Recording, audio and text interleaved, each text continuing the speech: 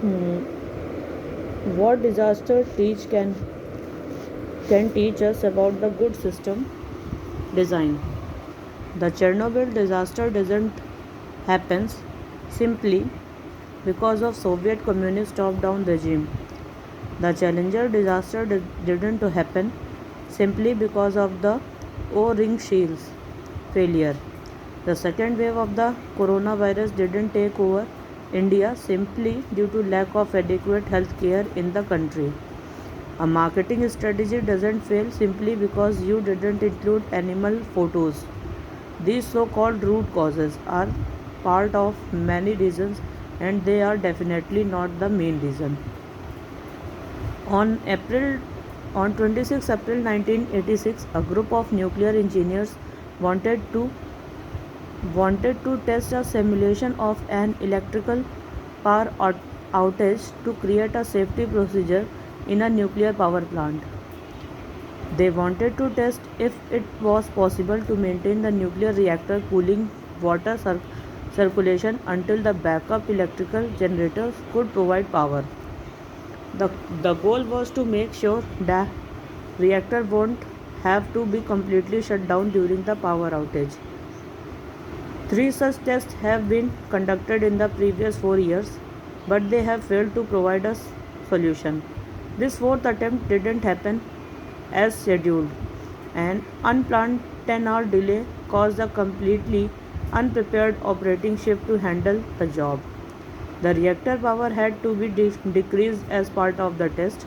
This meant disable the safety system, but the power unexpectedly dropped to near zero during the process. The operators could partially restore the power, but this put the reactor in an unstable condition. Since the safety system was off, the risk wasn't evident. Moreover, the operating instructions didn't cover this use case, so the operators proceeded with the planned test. Upon completion of the test, when they triggered the reactor to shut down, a combination of unstable conditions and reactor design flaws caused an uncontrolled nuclear chain reaction. The rest, as they say, was the Chernobyl nuclear disaster. On 28 March, 7 years back and 7,600 kilometers away, a group of nuclear power plant technicians accidentally got a bubble stuck in a sensor during a routine cleaning procedure. This stopped the coolant pumps from circulating water. There were auxiliary pumps to handle this situation, but they were closed for the maintenance in violation of the plant's operating procedure. Even though the reactor detected a problem and went into emergency shutdown mode, there was no water circulation and the heat in the system had nowhere to go. The pressure relief valve, whose job was to let out the excess pressure, suffered a mechanical failure and got stuck open, thereby permitting coolant water to escape from the system. This wasn't detected by the technicians because the control room indicator light showed if the valve closing mechanism was powered on or off, not if the valve itself was open or closed. The open valve slowly leaked water necessary to cool the reactor, and there was no extra water coming in. There was, however, one coolant temperature sensor that was speaking in the control room, but the crew's training for abnormal incident directed them to refer other sensor, not this one. This chain of event caused the reactor to overheat for 11 hours. This led to a partial meltdown of the reactor and subsequent radiation leak in the 3 Mile Island of the US.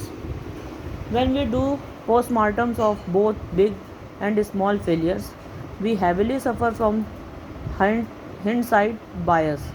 Informed by Cheo's theory, we assume that avoiding the root cause of the disaster, the technicians being unprepared or bubble getting stuck in the sensor, could have avoided the meltdown. What if they haven't done that? What if they were more careful. This assumption is wrong. In theory, yes, a battery flapping its wing in Brazil can set off a tornado in Texas, but it doesn't mean that it will. There are there are not as many tornadoes as butterfly flaps in real life. This bit is clear, but by that logic, any random event can set off a series of events that can lead to some other event. But this knowledge doesn't help us in any way practically. In real life, the human body, the environment, a society, an organization, a business strategy, or a space shuttle are example of complex systems. Errors are normal in a complex system. They happen every day. Bubbles get